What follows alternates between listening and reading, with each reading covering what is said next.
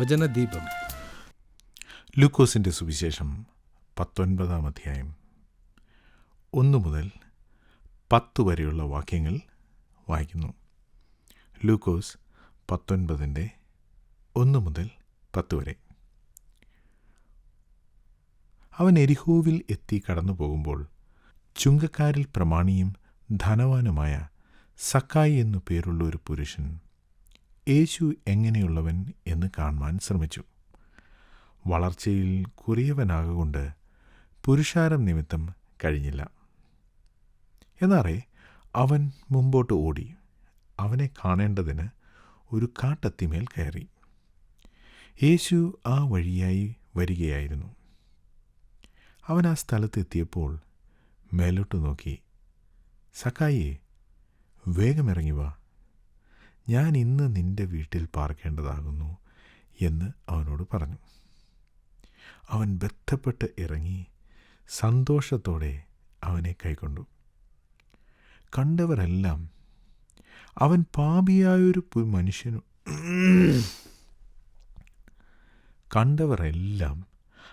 പാപിയായൊരു മനുഷ്യനോടുകൂടെ പാർപ്പാൻ പോയി എന്ന് പറഞ്ഞ് പിറുപിറുത്തു.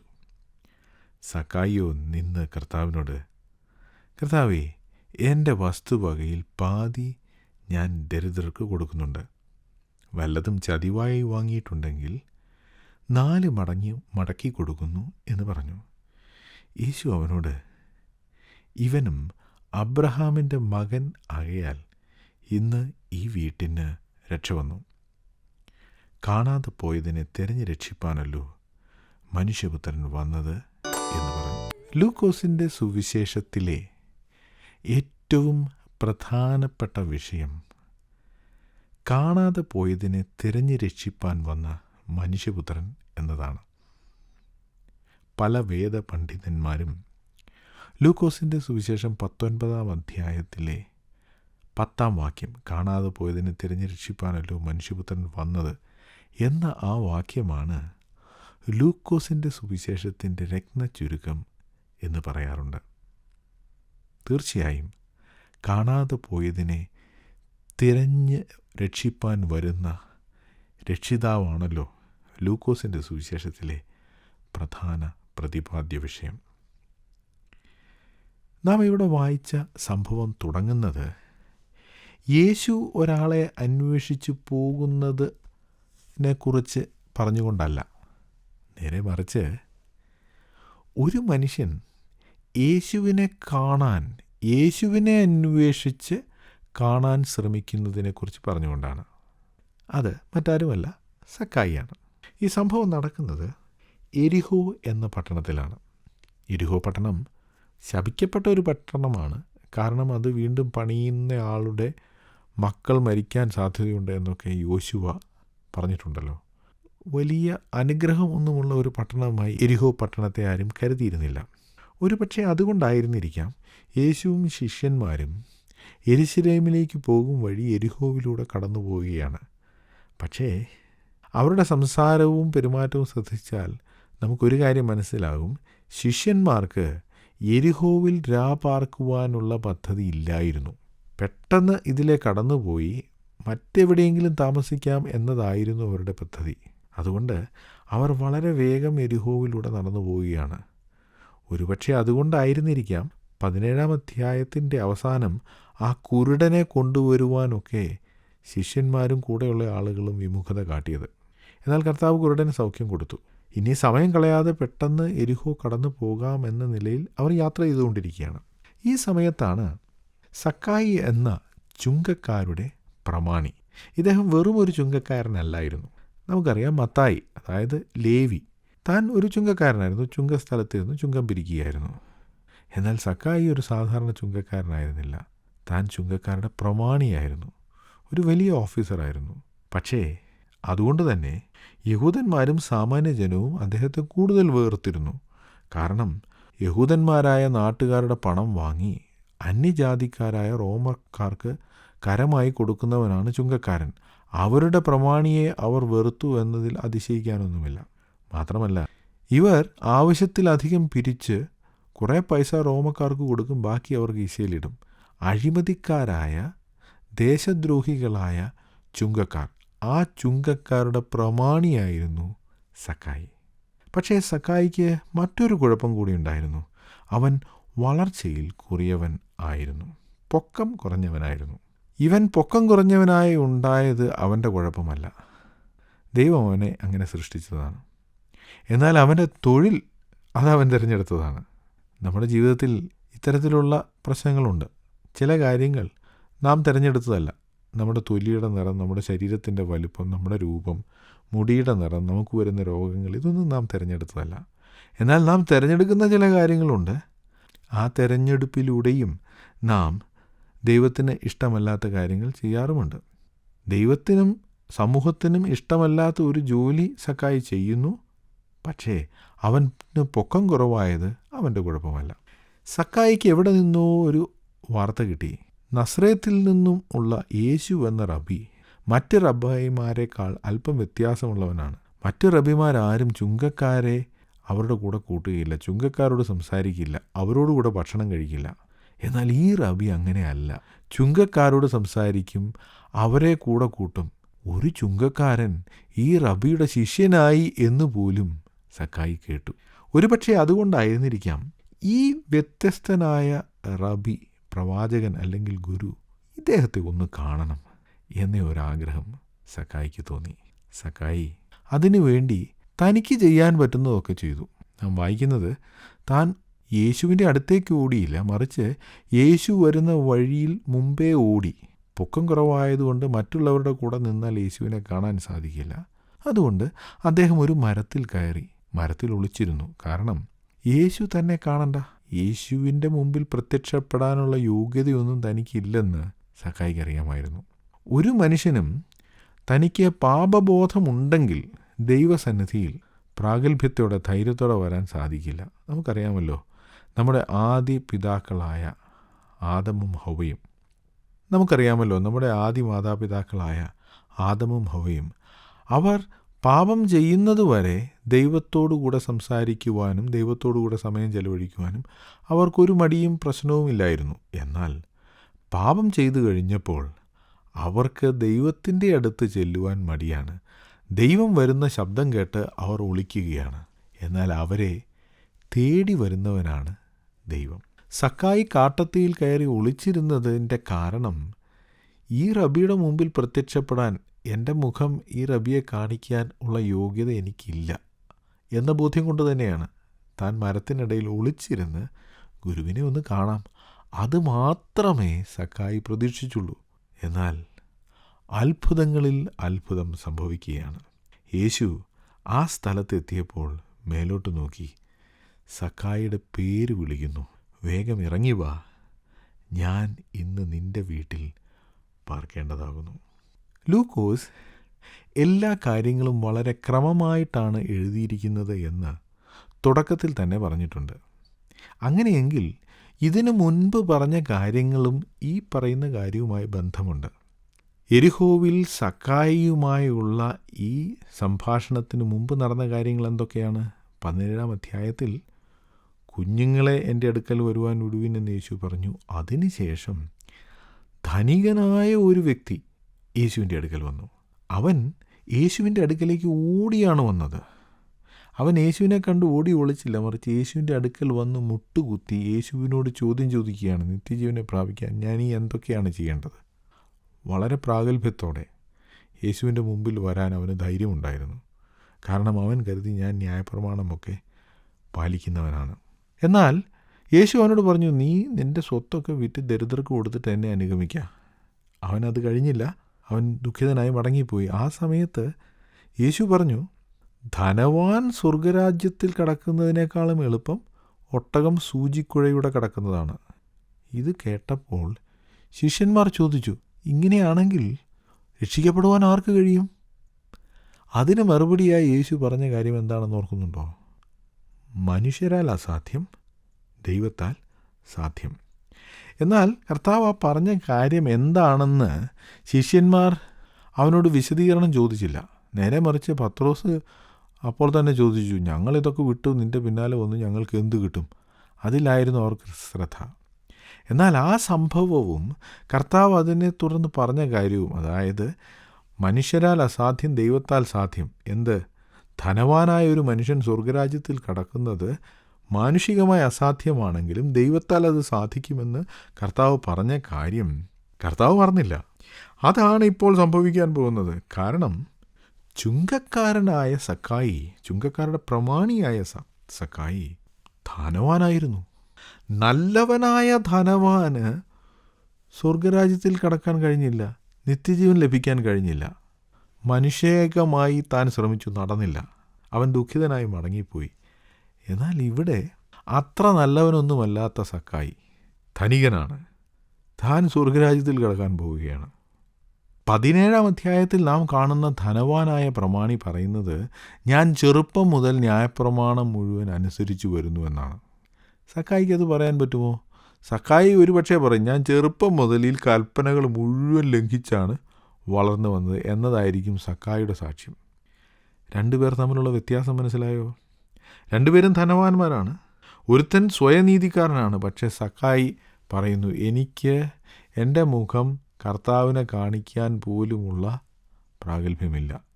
ഞാനൊരു അഴിമതിക്കാരനായ, തെറ്റുകാരനായ, അന്യായം ചെയ്തിട്ടുള്ള വ്യക്തിയാണ്. യേശുവിനെ ഒന്ന് കാണാം. അതുമാത്രമേ സക്കായിക്ക് ആഗ്രഹം ഉണ്ടായിരുന്നുള്ളൂ. എന്നാൽ യേശു താൻ ഇരുന്ന അത്തിയുടെ കീഴെ വന്ന് മുകളിലേക്ക് നോക്കി സക്കായിയെ പേര് വിളിക്കുകയാണ്. സക്കായിയുടെ പേരിൻ്റെ അർത്ഥം നീതിമാൻ എന്നാണ്. അതുകൊണ്ടായിരിക്കും ആ നാട്ടിലുള്ള ആരും സക്കായിയെ പേര് വിളിച്ച് കാണുകയില്ല, ചുങ്കക്കാരനെന്നേ വിളിച്ച് കാണൂ. കാരണം ഇത്ര അഴിമതിക്കാരനായ, ദേശദ്രോഹിയായ ഈ മനുഷ്യനെ എങ്ങനെ നീതിമാനെന്ന് വിളിക്കും? അതുകൊണ്ട് അവർ ഒരുപക്ഷെ അവൻ്റെ പേര് വിളിച്ച് കാണുകയില്ല. പക്ഷേ വിചിത്രമായ കാര്യം, 17-ാം അധ്യായത്തിൽ നീതിമാനാണ്, ന്യായപ്രമാണം മുഴുവൻ അനുസരിക്കുന്ന, മറ്റുള്ളവർ ബഹുമാനിക്കുന്ന പ്രമാണിയായ ധനികനായ ചെറുപ്പക്കാരൻ. അവനെക്കുറിച്ച് ഒരുപാട് വിശദീകരണങ്ങളുണ്ടെങ്കിലും അവൻ്റെ പേരവിടെ പറയുന്നില്ല. യേശു അവൻ്റെ പേര് വിളിച്ചതായും പറയുന്നില്ല.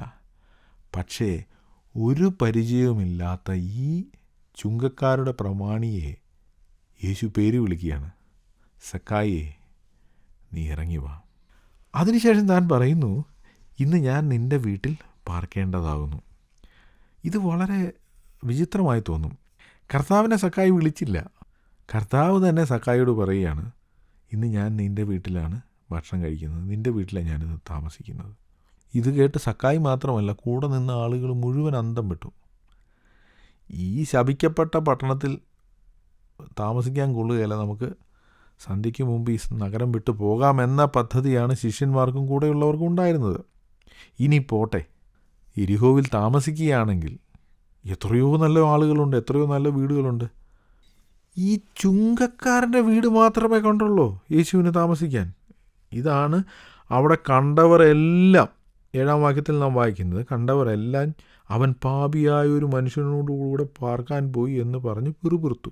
എന്ന് വെച്ചാൽ ആ പട്ടണത്തിൽ സക്കായിയെക്കുറിച്ച് നല്ല അഭിപ്രായമുണ്ടായിരുന്ന ഒരു വ്യക്തി പോലുമില്ലായിരുന്നു, ഒരാൾ പോലുമില്ലായിരുന്നു. എല്ലാവരും പറഞ്ഞു, എന്നാലും അവൻ്റെ വീട്ടിൽ താമസിക്കാൻ പോകണ്ടായിരുന്നു. ഇതായിരുന്നു സക്കായിയുടെ അവസ്ഥ. പക്ഷേ ആ സക്കായിയോട് കർത്താവ് പറയുന്നു, ഞാൻ ഇന്ന് നിൻ്റെ വീട്ടിൽ താമസിക്കാൻ പോകുന്നു എന്ന് പറഞ്ഞാൽ അതിൻ്റെ അർത്ഥം എന്താ? നീ നോ പറയലെന്ന് എനിക്കറിയാം എന്നല്ലേ കർത്താവ് സക്കായിയോട് പറയുന്നത്. സക്കായി നോ പറഞ്ഞോ? സക്കായി എൻ്റെ വീട്ടിൽ വരണ്ട എന്ന് പറഞ്ഞോ? ഇല്ല, തീർച്ചയായും പറഞ്ഞില്ല. അങ്ങനെ പറയില്ല എന്ന് കർത്താവിന് ഉറപ്പുണ്ടായിരുന്നു. എന്താണ് കാരണം? അതാണ് 10-ാം വാക്യത്തിൽ നാം വായിക്കുന്നത്. സക്കായി ദൈവപുത്രനെ കാണാൻ അന്വേഷിക്കാൻ ശ്രമിച്ചു. പക്ഷേ അതേ കാര്യമാണ് മനുഷ്യപുത്രൻ ചെയ്യുന്നത്. മനുഷ്യപുത്രൻ കാണാതെ പോയതിനെ തിരഞ്ഞ് കണ്ടുപിടിച്ച് രക്ഷിക്കാൻ വേണ്ടിയാണ് വന്നിരിക്കുന്നത്. അതാണ് യേശു ചെയ്യുന്നത്. 17-ാം വാക്യത്തിലെ ധനികനായ പ്രമാണിക്ക് താൻ നഷ്ടപ്പെട്ടു പോയവനാണ്, കാണാതെ പോയവനാണെന്നുള്ള ബോധമേ ഇല്ല. എന്നാൽ സക്കായിക്കുണ്ട്, എനിക്ക് ഈ റബ്ബിയുടെ മുമ്പിൽ വരാനുള്ള യോഗ്യത ഇല്ല എന്ന മനോഭാവമായിരുന്നു അവനോട് ഉണ്ടായിരുന്നത്. അവനെ നോക്കി കർത്താവ് പറയാണ്, ഞാൻ ഇന്ന് നിൻ്റെ വീട്ടിൽ ഭക്ഷണം കഴിക്കാൻ വരുന്നു, നിൻ്റെ വീട്ടിൽ ഞാൻ പാർക്കേണ്ടതാകുന്നു. സക്കായി ബന്ധപ്പെട്ടിറങ്ങി സന്തോഷത്തോടെ അവനെ കൈക്കൊണ്ടു. ഈ സന്തോഷം, ജോയ് എന്നാണ് ഇംഗ്ലീഷിൽ, ഇതാണ് ലൂക്കോസിൻ്റെ സുവിശേഷത്തിലുള്ള മറ്റൊരു പ്രത്യേകത. നമുക്കറിയാമല്ലോ, യേശുവിൻ്റെ ജനനത്തെക്കുറിച്ച് നാം വായിക്കുന്നത് സർവ്വജനത്തിനുമുണ്ടാകുവാനുള്ള മഹാസന്തോഷം. ലൂക്കോസ് എല്ലാ മനുഷ്യർക്കും യേശു ക്രിസ്തുവിലൂടെ ഉണ്ടാകുന്ന സന്തോഷത്തെക്കുറിച്ചാണ് സുവിശേഷം എഴുതിയത്. ഒരു കാരണവശാലും ഇവൻ സന്തോഷിക്കരുത് എന്നാണ് സക്കായിയെക്കുറിച്ച് ആ പട്ടണത്തിലുള്ള ആളുകൾ മുഴുവൻ ചിന്തിക്കുന്നത്. എന്നാൽ അന്ന് വൈകുന്നേരം മഹാസന്തോഷത്തോടുകൂടിയാണ് സക്കായി യേശുവിനെ തൻ്റെ വീട്ടിൽ കൈക്കൊണ്ടത്. ആളുകൾ പറഞ്ഞു യേശു ചെയ്തത് ശരിയായില്ല. പക്ഷേ സക്കായിയുടെ പ്രതികരണം എന്തായിരുന്നു? അവൻ കർത്താവിനോട്, കർത്താവേ, എൻ്റെ വസ്തുവകയിൽ പാതി ഞാൻ ദരിദ്രർക്ക് കൊടുക്കുന്നു. 17-ാം അധ്യായത്തിലെ ധനികനായ പ്രമാണിയോട് കർത്താവ് എന്താ പറഞ്ഞത്? നീ നിൻ്റെ സ്വത്ത് വിറ്റ് ദരിദ്രർക്ക് കൊടുക്കുക. അവൻ ചെയ്തോ? ചെയ്തില്ല. ഇവിടെ സക്കായിയോട് നിൻ്റെ സ്വത്ത് നീ ദരിദ്രർക്ക് കൊടുക്കാൻ കർത്താവ് പറഞ്ഞോ? പറഞ്ഞില്ല. ഞാൻ നിൻ്റെ വീട്ടിൽ വരുന്നു എന്ന് മാത്രമേ കർത്താവ് പറഞ്ഞുള്ളൂ. അതിൻ്റെ അർത്ഥം കർത്താവ് അവനെ സ്വീകരിച്ചു എന്ന് അവന് മനസ്സിലായി. അത് കേട്ട ഉടനെ സക്കായി ചെയ്തത് എന്താണ്? പകുതി ദരിദ്രർക്ക് കൊടുക്കുകയാണ്. ബാക്കി പകുതിയോ? അവൻ പകുതി കൊടുക്കാൻ തീരുമാനിച്ചതിൻ്റെ കാരണം എന്താണെന്ന് അതിൻ്റെ ആ വാക്യത്തിൻ്റെ അടുത്ത ഭാഗം വായിക്കും നമുക്ക് മനസ്സിലാവും. ബാക്കി പകുതി കൊണ്ട് ഒരു കാര്യം ചെയ്യാനുണ്ട്. എന്താണത്? വല്ലതും ചതിവായി വാങ്ങിയിട്ടുണ്ടെങ്കിൽ 4 മടങ്ങ് മടക്കി കൊടുക്കുന്നു. ഈ 4 മടങ്ങ് മടക്കി കൊടുക്കുന്ന എവിടെ നിന്നാ?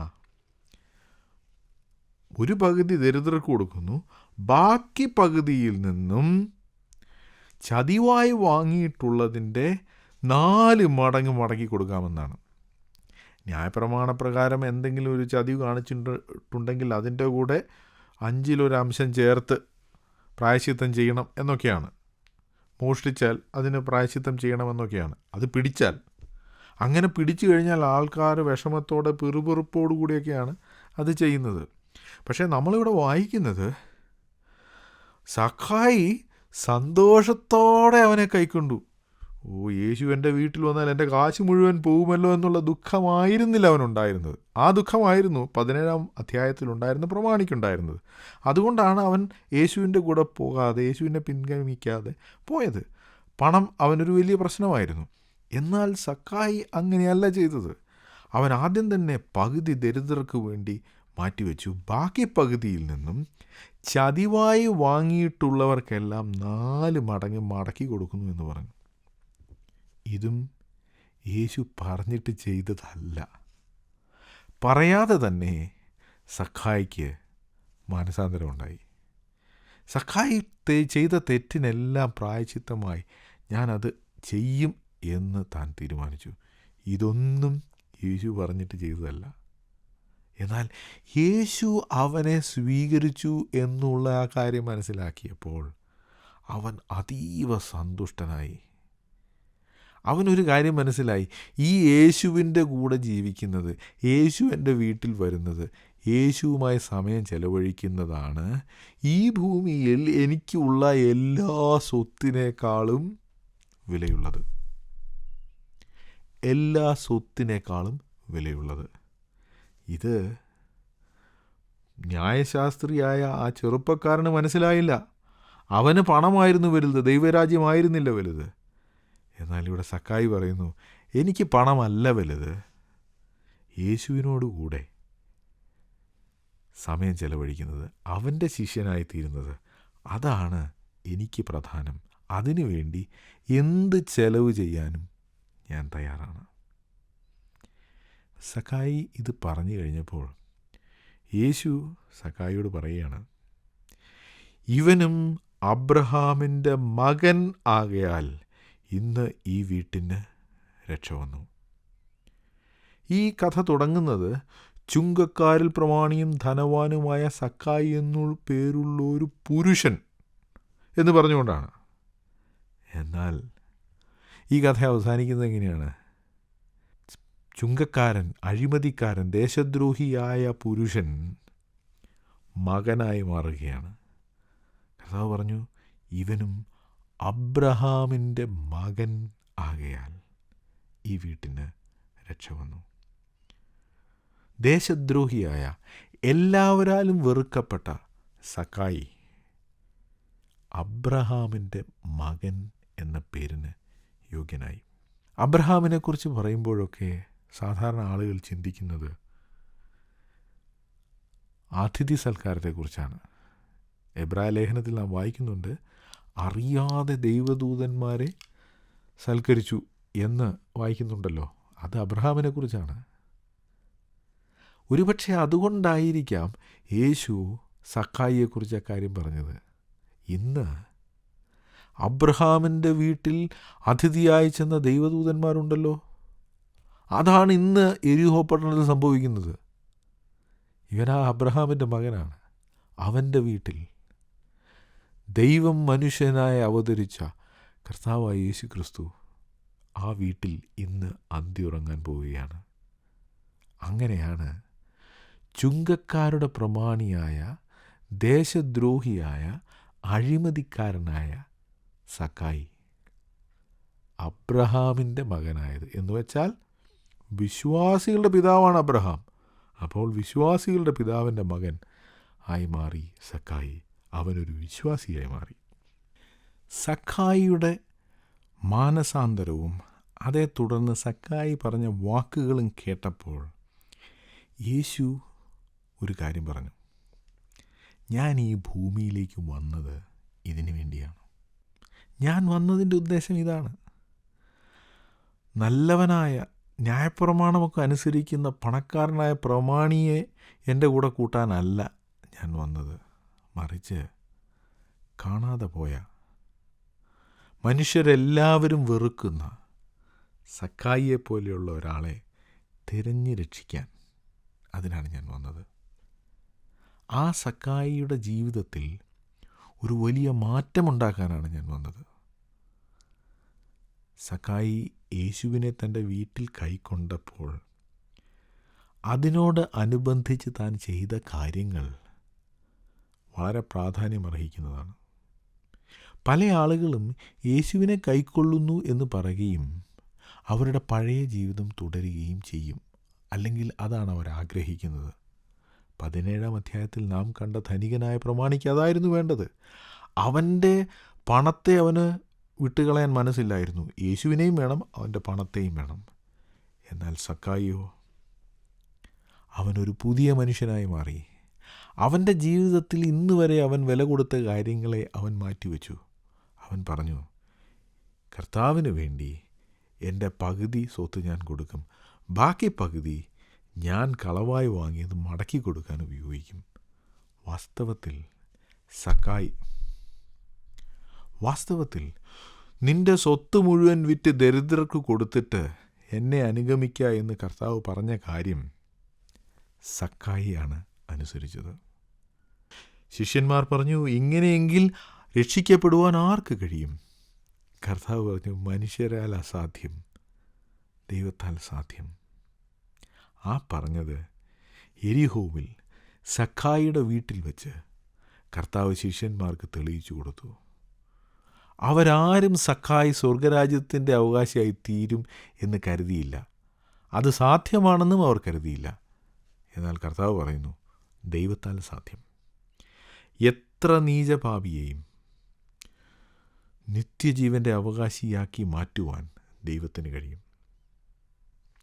യേശുവിനെ സ്വീകരിക്കുന്ന ആർക്കും നിത്യജീവൻ്റെ അവകാശിയായി മാറാൻ സാധിക്കും.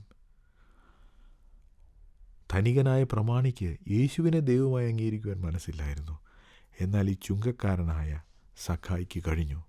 അതുകൊണ്ട് അവൻ അബ്രഹാമിൻ്റെ മകനായി അവൻ്റെ വീട്ടിന് രക്ഷ വന്നു. ഞങ്ങളുടെ നമ്പർ 07204729191. നമ്പർ ഒരിക്കൽ കൂടി 07204729191. ഞങ്ങളുടെ വിലാസം വചനദീപം, പോസ്റ്റ് ബോക്സ് നമ്പർ 2506, ബാംഗ്ലൂർ 25. വിലാസം ഒരിക്കൽ കൂടി, വചനദീപം, പോസ്റ്റ് ബോക്സ് നമ്പർ 2506, ബാംഗ്ലൂർ 25.